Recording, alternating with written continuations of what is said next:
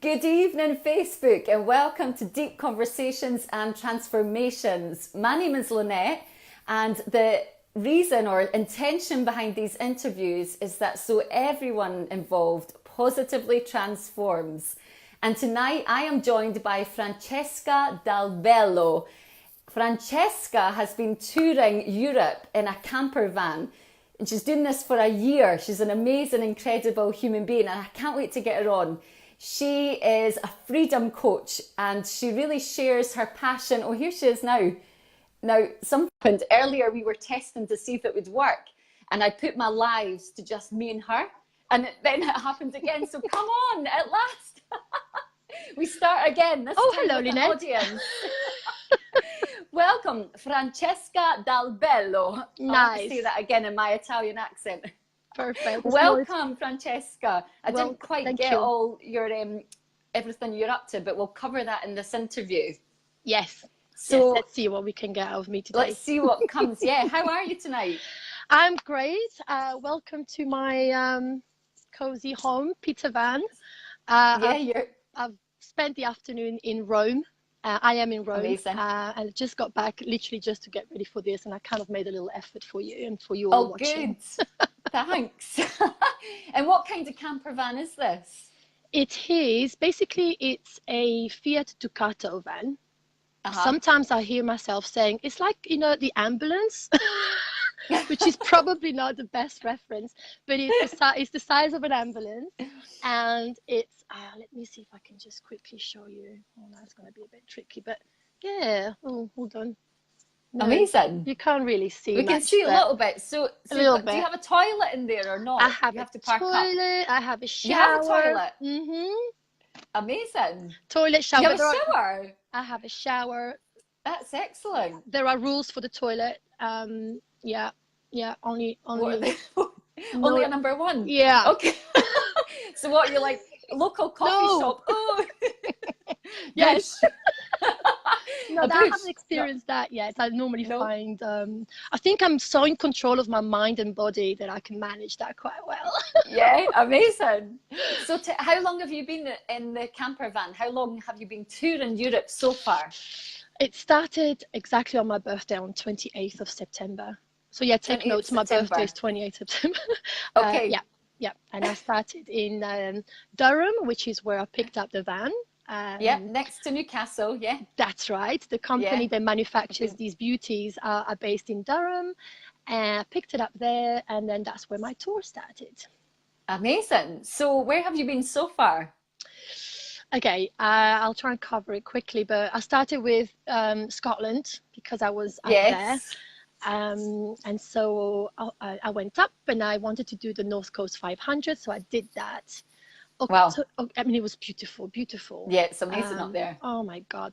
But October was a bit challenging, especially as it was my first time in a van, and the wind was scary at times. Okay. I must say. But then, Scotland, down back to London to put some logos on the van and pack up properly. And then I crossed over to Europe and when pretty much covered quickly Belgium, then Holland, through Germany up to Denmark, then down to Germany again, went to Berlin, then I popped over to Prague, back to Germany, Nuremberg, down through Austria, Italy for Christmas. I've been in Italy more or less since. I popped over to Chamonix for a snowboarding trip and a birthday of my dear friend Anne. Amazing. And to be honest, I wasn't expecting to spend this much time in Italy. Back to your roots. But it's so much to see, so I'm still here. That's amazing. And tonight you're in Rome, is that right? I'm in Rome. Yeah, beautiful Rome. Yeah. So before the camper life, you were 22 years in the corporate world. Wow. Yeah. That's it sounds like when you say it like that, I mean, it's a lot, right? I mean, some people retire after that. That's a lot. That is a lot. Yes. So 22, was that in the corporate world in London or? Mostly, yeah. Mostly so London. After my first 2.5 years in London, which were a bit tougher and challenging, I moved back to Italy. I was quite young. I moved to London just before my 18th birthday. So I moved back to Italy when was it, 98? I think I was 21. So I spent a year. I worked near Milan, liked it, but I didn't feel like I did the London thing. I just knew London had more to offer than what I had achieved in my first 2.5 years. So I came back and haven't moved since. Yeah. Wow. So what made you take the jump from the corporate world, safety, comfort zone, to like, I'm just going to jump into uncertainty and become, well, an entrepreneur and also this adventure woman, superhero? I think you said a superhero. Yes, Superhero, you are. We all are, aren't we, Lynette? We all are. We all have that inside us. Basically, I think you said it. I just wanted to use my superpowers in other places. I used them at work. I was pretty happy with my job. I still miss them. I'm still in contact with them. There's no regrets. But yeah, I just felt like I needed to do something different. And I spent some time searching. Gosh, what was I searching? They say self-searching, but I think I was looking to live a life that was more aligned to me, and the me that actually went to London at 18. That was one of the exercises that I did during that kind of transformation of change. It was going back to what did I like doing and what was I like before I knew all that I know now. But when I had less barriers. I mean, when I traveled to London one-way ticket, I had much less, and I wasn't scared. So I kind of, reconnected with that Fran and realized that, it really was a great year for me. The year of transformation was practically 2017. I started the year knowing that I wanted to make some changes. And I invested in time with coaching. In fact, a friend gifted me a group coaching session. With the girls from Project Love. I don't know if you know. No, I don't know them. Vicky and Selena. They were the first kind of coaches I got in touch with to work on creating a life you love. Yes. And that kind of started the ball rolling. And you felt the power in the coaching. Yes. Through that, I kind of learned I wanted to connect with people, help people, come out of the office, even though I was happy with a lot of aspects of the office. I knew that wasn't enough. I think my life was outside of those walls. And I think I reconnected with the crazy Fran, really. I mean, the wildness. The wildness, The wildness. I feel like we need more wildness out. So then you went on and trained to be a coach. Yes. So I did that half selfishly for myself. Basically, the idea was, let's do it. Let's see what it is, and if anything, it was going to help me.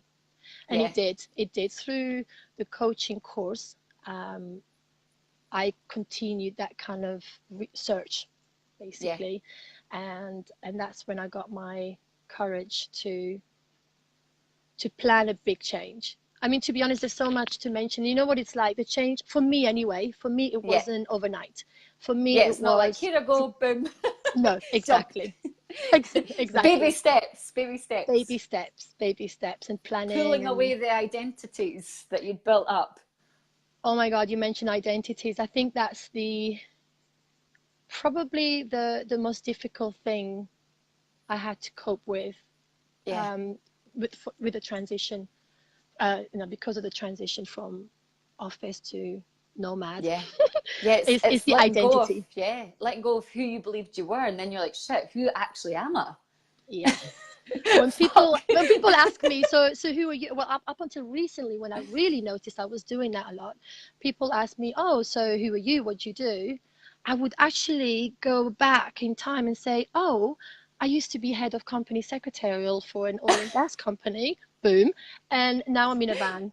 I'm a freedom coach in a van. I'm a superhero in a van. But I couldn't let go of that preamble as to justify that. Like I'm saying, I'm okay. I worked in an office in this kind of role for a while, but now I'm the crazy one. But I was okay. So I'm balanced.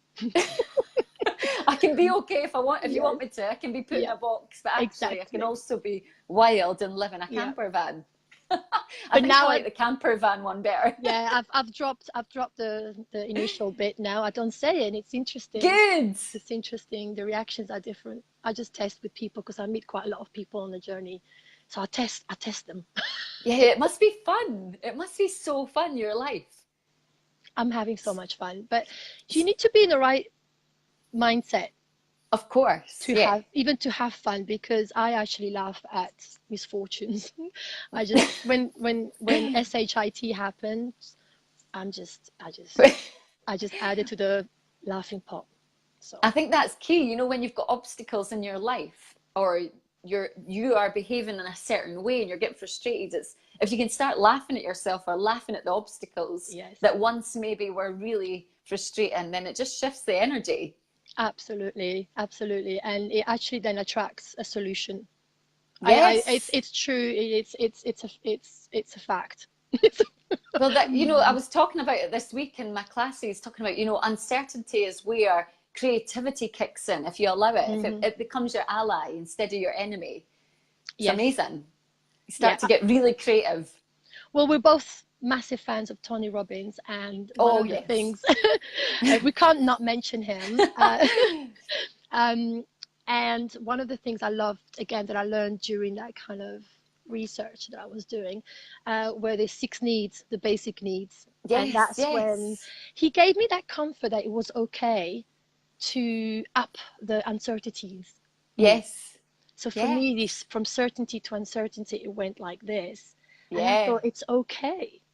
It's Yeah, it's okay to okay. like to go and take risks. Everyone was kind of the risk, and in my mind as well. Yeah. And I think as, you know, as long as you're certain within yourself who you are, then the Exactly. uncertainty of the world will just be a breeze. Yeah. Yeah. Well, it becomes fun. It becomes, as you say, Yeah. creative. It becomes so many. It just becomes all these doors. It becomes Yeah, so many everything. doors. Everything. You're like, God, there's so many options. How Yes. did I not see them before? So you're now a freedom coach. I am a freedom I coach. love that. I love that you're a freedom coach. I didn't actually realize that till you sent me your bio. And I've got, I don't know if you can see it tattooed on my wrist. It's upside down. What, freedom Freedom, coach? freedom. Oh, okay. You No, need the just coach bit. freedom.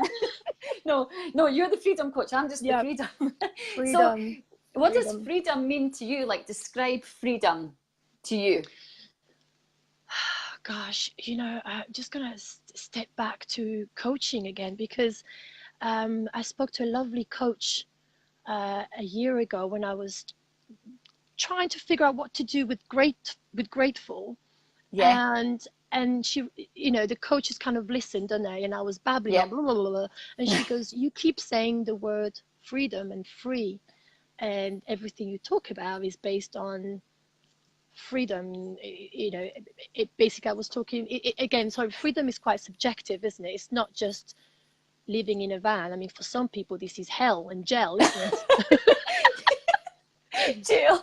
So this is not freedom for everyone, but this is Yeah. my freedom right now. Yeah. And I evolve, so in a couple of years I might think I'll never do that again, but right now this is my expression of my freedom. And to me, Yes. freedom means getting through those barriers that we've created over the years, which is what I mentioned. I don't know if I mentioned in this call or the call that was not recorded, but it's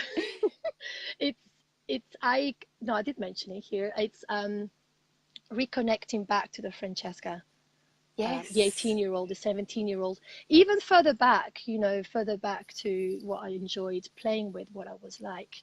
Yeah. So it's kind of getting back to the core of who you are. That's what freedom is. So through my freedom coaching, I help people kind of reconnect with who they are at the core and what their values are, to then live their freedom, to find out what their freedom is, because it might not be this. It might be a villa in Ibiza with 10 bathrooms and 5 pools. That may be their freedom. Yeah. If that's what they value, if security or money or something else means giving them the freedom they need to express themselves.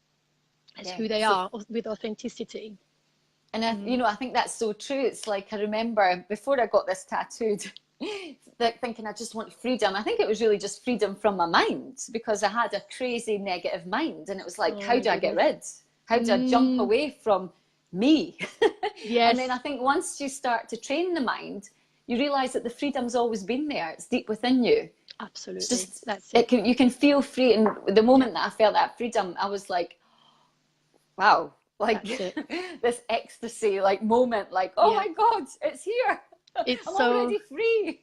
It's so true. It really is as simple as that. However, it's an ongoing process. It's a daily thing. It doesn't mean that I am completely free of my mind. I had a healing session yesterday with a friend of mine, and he cleared my kind of the dirt. He called it the dirt. My God, I don't know what he saw, but he cleared my kind of chakra here, and he cleared at 11:30, and then at 4 o'clock, after I did a yoga session on hammocks yesterday, we carried on doing the healing, and he said, "Oh my God, your mind," he said, "is dirty again." Now, dirty I mean it as it was full of dirt. Kind of dirt.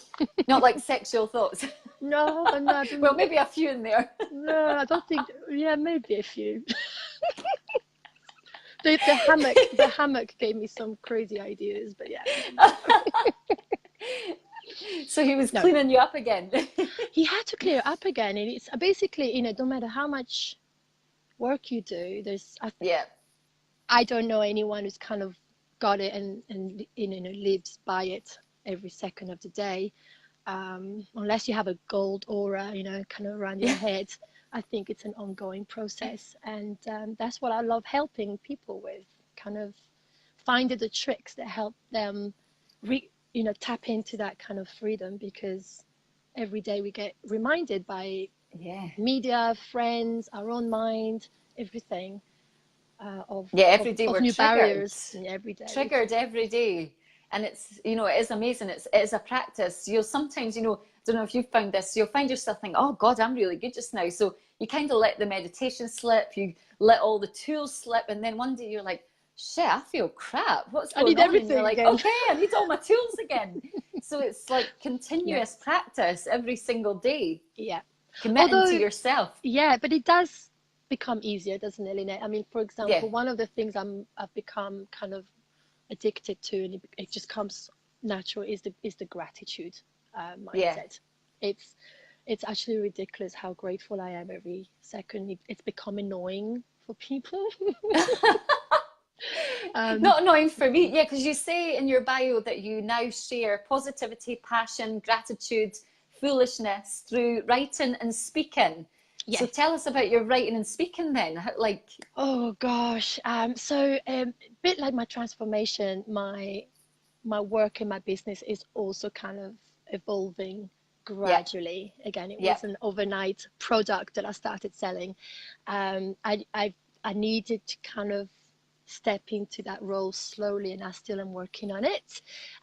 So I've started writing last summer, getting ready for writing blogs for the van life, because for some of you who don't know, the van was given to me for a year, and I'm blogging for them. So I was getting ready with that, and I took that opportunity to write about more than just traveling. And I told them, I warned them, I said, it's not going to be about where to eat, what to see, what to do. It's going to be about lifestyle and positivity, and anything that pops up in my head that might be relevant to sharing more happiness and inspire others to kind of smile more and laugh more, hopefully.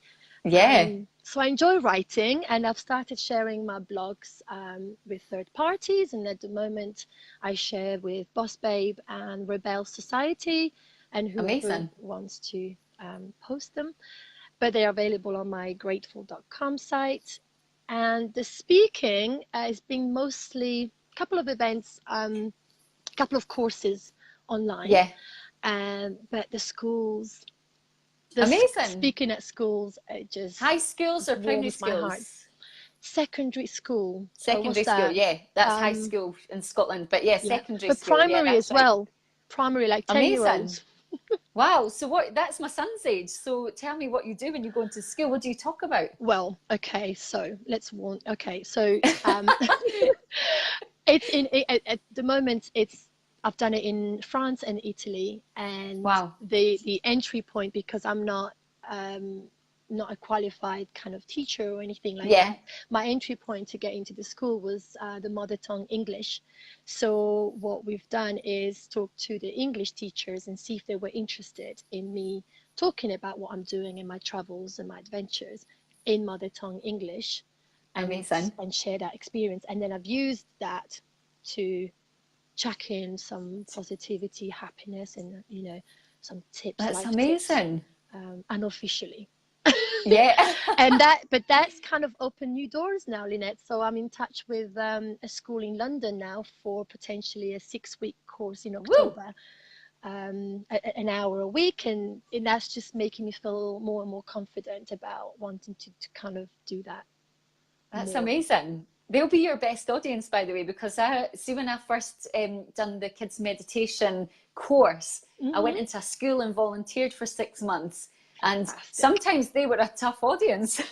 Oh my God, I yes. was like shaking in my boots going in. But they really allowed me to start to like find my confidence, practice the tools that I had, and they tell you the truth. They do tell you the truth. So if you're shit, they tell you, they show you your blind spots. They're so expressive because, if you go into a group of adults, they might be like, just polite. Watching you the whole time, polite, Yeah. thinking they're judging me, but the kids will just judge you openly. Absolutely, yeah. There was some That's amazing. crazy experiences. I think I've spoken to about 100, 150 kids now, and Wow. one was asleep. But that was that was because it was like the last hour at 12 o'clock, and I think she was hungry. But apart from that, the feedback was amazing.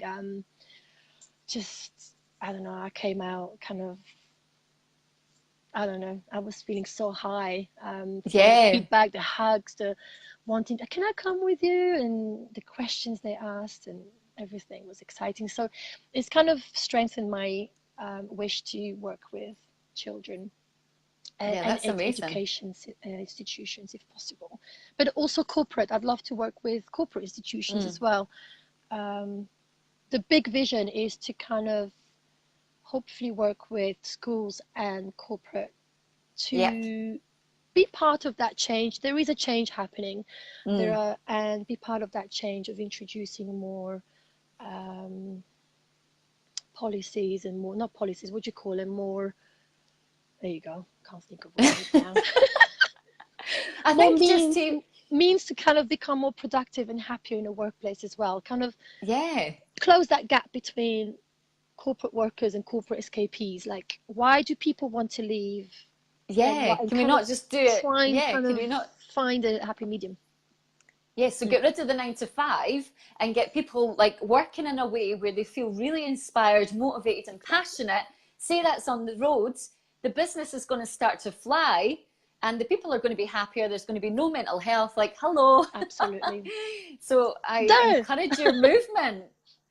Boom, this needs to happen. And to also share with the children, like, you don't have to go into 9 to 5. Absolutely. You create your own like life. You create your own way of being. Yes. Because unfortunately the teaching is still, some of the comments I heard here and there from teachers to the schools were quite upsetting actually, and I couldn't really interfere with their teaching obviously, but it made me realize that the direction given to the kids is still the work 9 to 5. And because one of the things they were saying is like, you see, if you learn English, you can then get a good job and you can go and work here and there. And I'm like, oh God, bullshit. You create your own job. You get that camper van and you show everyone at the school what you're made of. Exactly. So let's see what's going to create. But I must say, I am traveling. I am also trying to enjoy the van life. So I am creating this thing, Yeah. this everything, these programs, this freedom coaching, the writing, they're trying to get involved with the schools and corporate work. I am creating it while I'm traveling, so it's quite a slow process because I'm also making sure that this experience is not tarnished by stress in Yes. trying to Yes. be something too soon, if you know what I mean. So yeah, That's amazing. I don't know if that makes sense actually what I No, just it does said, make but sense because you're trying to be like, you know, you're living in the moment as well as having ideas and bringing things yeah, in. Now, yeah. you wrote in your bio that you traveled from London to Italy on your Harley. Like, what the hell? You're so cool. You've got a Harley. I have a Harley. I have a Harley. She's a cutie. Her name's That's Heidi. amazing. Yeah, Heidi the Harley. And have you yeah. got all your leathers on? Like, Part, you just got part, your jeans and yes, t-shirt. Italian partly leather. style. Yes, I'm kind of like, too cool to wear the leathers. I'm all right to just Yeah. hop on with what I've got. I used to ride it to work with my work clothes and boots, which Oh was a my bit God, silly. amazing. Yeah, but I was I wasn't a very confident rider. Okay. So that was a big challenge. And in fact, that was Yeah. probably one of the pivotal things that happened to me that year of change. Yeah. I did it just after I resigned, but I knew I was going to do that.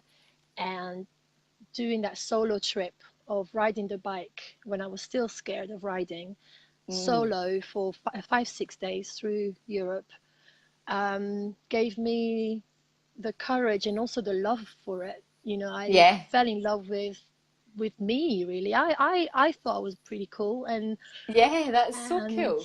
Not only did you go to Italy, you came back on the I bike. came You back the came back following on year. Heidi. Yeah.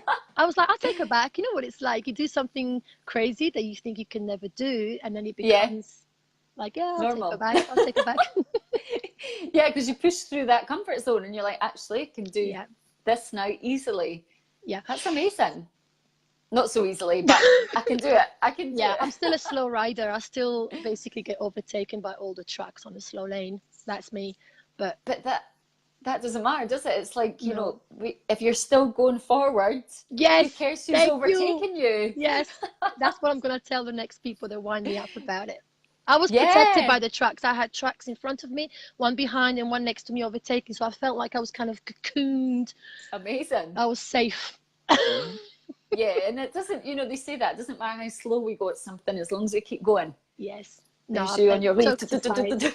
Yeah, jokes aside, it was life changing. It was yeah, it was I kind of I, I don't know how to describe it. It was so emotional because Mm, I couldn't again like the van life. I couldn't just ride from A to B. I had to yeah. attach more reasons to it. So I I then attached it to a charity cause, which Mm. was for the acts of kindness for Nepal.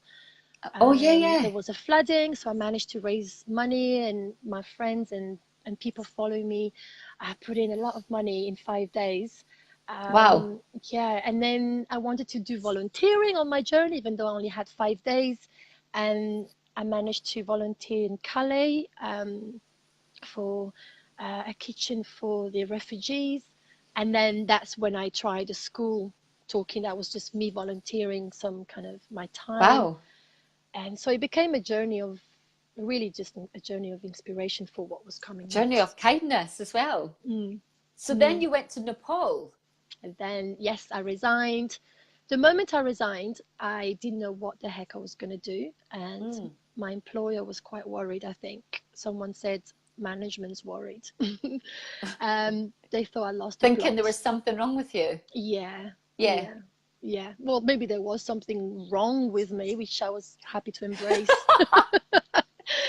Because I was leaving something very secure, very, Yeah. well paid, cushioned, and Well paid. everything. Yeah, yeah.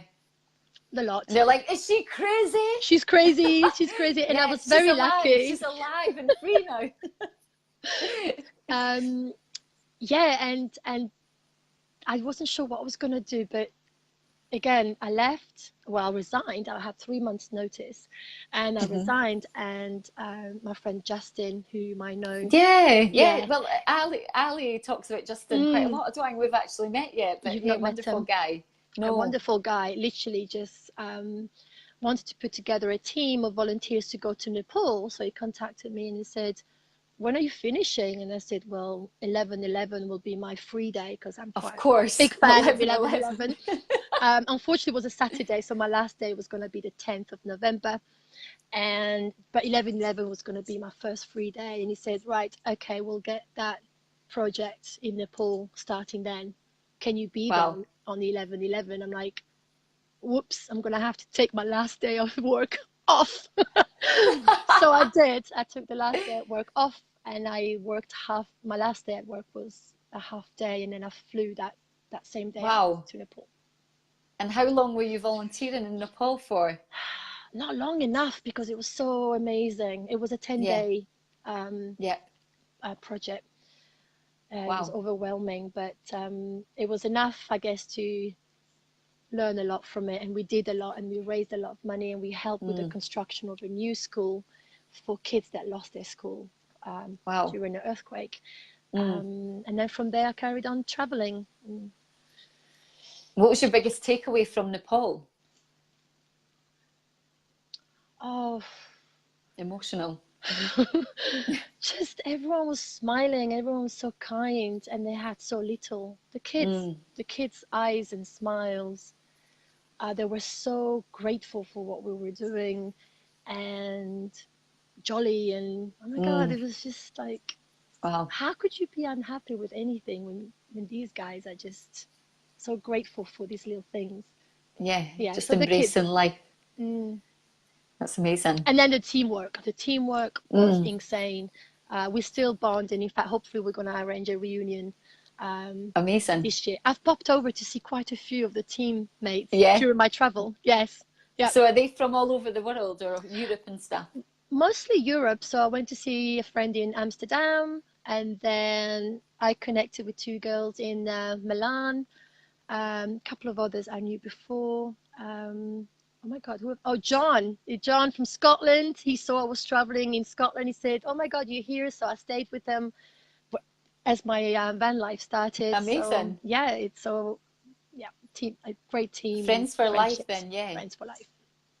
That's incredible. And then you went traveling to Asia. Was that for 4 months?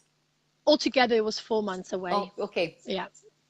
Yeah, loved it. And I was mostly solo traveling, and then I connected with some new people, and I connected with friends in Thailand. But I fell in love with solo traveling and just being on my own, and I love it. I used to be scared of my own company, and now I crave it and love it. And what would you say you're most proud of? I mean, you've got many memories and moments that you must be so proud of, but right now, what do you feel most proud of yourself for? Just being me. Proud of being me sounds a bit too much. Being arrogant. No, just for the courage of going for crazy stuff. That we talked about mind dirt, but some of that mind dirt is actually fun. And I go for it. Some of the ideas that are actually created in his mind are crazy, and so I'm proud of being able to identify which ones will be good for me and others, and then do something about them. So I'm proud of that. Anything that kind of feels right, I try to make it happen. So I think by you being the way you're being, you're giving others permission to be wild and actually have fun and be foolish. And I hope so. Everything, definitely. Or what not to do. It's like what to do, what not to do. I can do both. I'm getting a lot of messages from people I don't know, asking questions. That's amazing. Wanting to do the same, and it's great support as well. Like people offer me, like they don't know I have a shower or what I've got, and I often get like offered if you want a hot meal and shower, let me know, and it's just cute. So do you ever take people up on the offers? No. Or is it like men?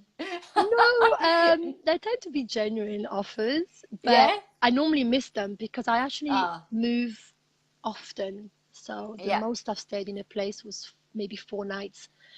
So by the time I see the message that I'm planning, Yeah, and you've also I'm gone. okay. I've got my showers, and I tend to stay in places with facilities. So Yeah, I go, thank you, but no thanks. not this time. But thank you. That's so cool though, and Mm, people are wanting to help you and reach out, and that's yes. incredible.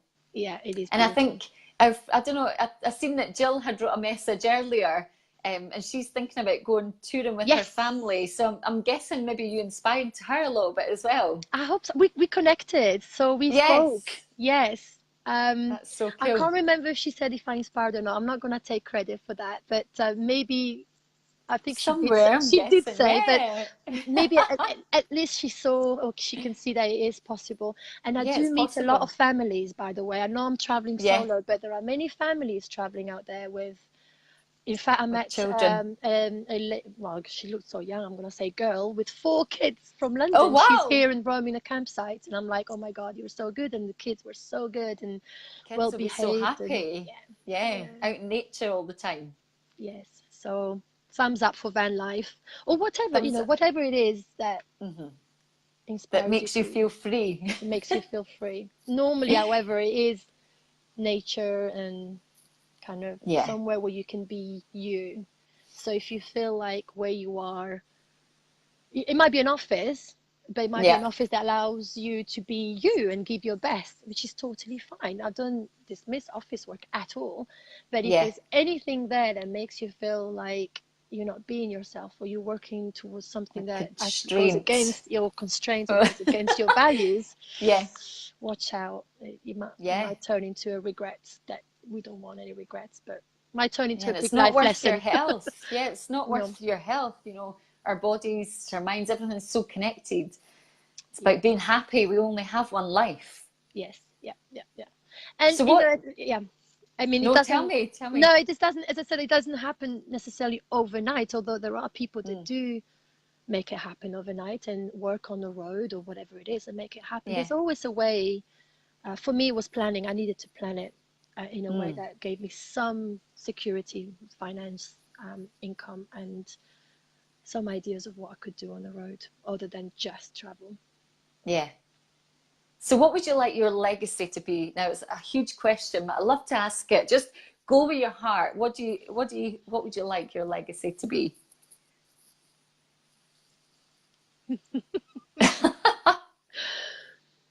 I'd love there to be you know, like these theories or these practices, the Dalbello theory, the Dalbello behavior, Dal bello. the Dalbello kind of, no, what do you call it? It's not a theory. Oh my God, I've been in Italy too long. My English has gone out the window. Yeah, it's something about a method, something like a Francesca's Yeah. method to freedom and happiness and being authentic and you. Um, I'd love that. Or, but I'm that's the big thing. But if every day I can kind of make someone smile or kind of share my happy vibes, then my job's done. I go And when I your go to bed. legacy's already started. You've It already started. everyone that you're connecting with now and the life that you're now leading, like you are a leader. I'm You're leading. leading, you're not following, you're just going out there, you're pushing forward, you're doing it your way. And I think that's a Yes. legacy in itself. But I'm also, I may not, yeah, I am also following like a lot of, I do need a team behind me. Yeah, Like I yeah, of do like course. my We need, coaches, I like yeah. my mentors. I have a mentor for my content and blogging, which is just Yeah. awesome. I worked with amazing coaches, including Kelly, for a while, Kelly Yes. Pretty, and Yes. that was awesome. She helped me a lot, and many other coaches. So I now have someone working on upgrading my website, Amazing. and he's amazing. And he's not just a website developer, he's giving me some great tips on how to upgrade it because at the moment it's just a blog. And Mm, I've started at the beginning of the year to feel more comfortable with the freedom coaching. yeah. I had a bit of a block with charging and money. That was one of my Oh, of blocks. course. We all do. It's like you helping people, you can't charge them. That was my thing. Mm, So I now realize the value of it and everything, and I'm ready to step up. the game a little Good. bit. And so Step the up. website, the website is going to step me up, and there's going to be some new courses and new freedom coaching kind of sessions there available. I can't wait to launch it. Hopefully by mid-May, end of May latest, there'll be some cool stuff. That's amazing. I think as well, once I post this video, please put all like the ways that people can connect with you on there underneath in the comments, so it's easy for them to find. And I think that what you said there is key. You know, yeah, we can be the leader, but at the same time, we need to be surrounded by people that encourage us, support us, mentor us, coach us, to get us to be that leader, to get us strong, to remind us daily who we are, to keep us accountable, to show us our blind spots. I think, you know, it's key.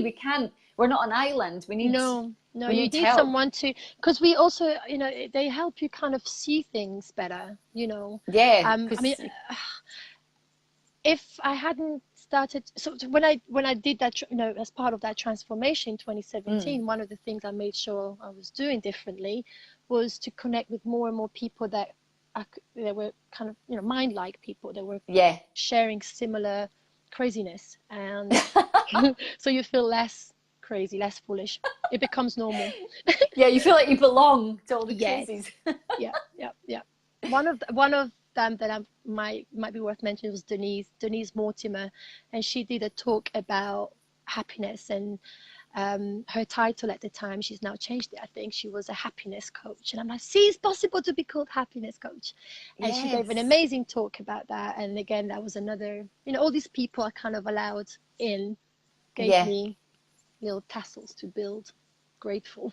And they give you permission, but then in turn you give other people permission as well, you know, to be whatever they want to be. And it's like this ripple effect.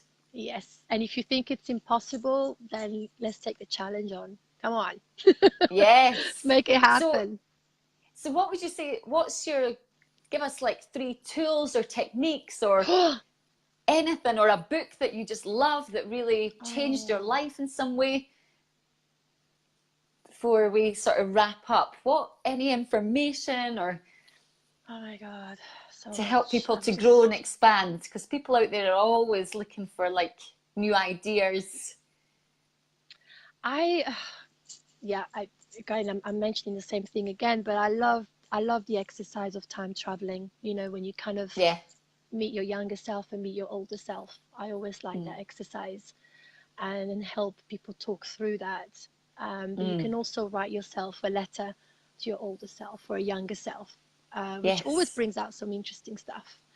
Journaling gratitude, for example. It sounds cliche, everyone's mentioning it, but it does work. And then eventually I found that I didn't need to write it, but I just do it automatically. I see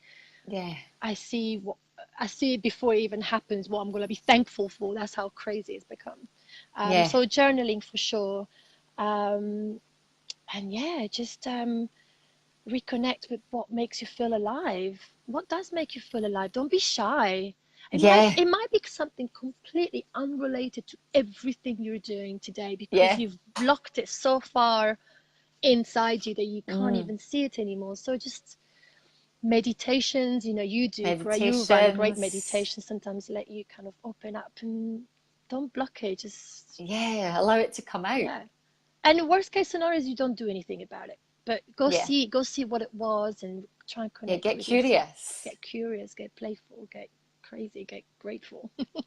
I love the writing a letter to yourself. Somebody, I think maybe it was from a book, but they shared about that they wrote a letter to money, and the relation, like writing to money like it's a person. I read about that somewhere. Where did I read that?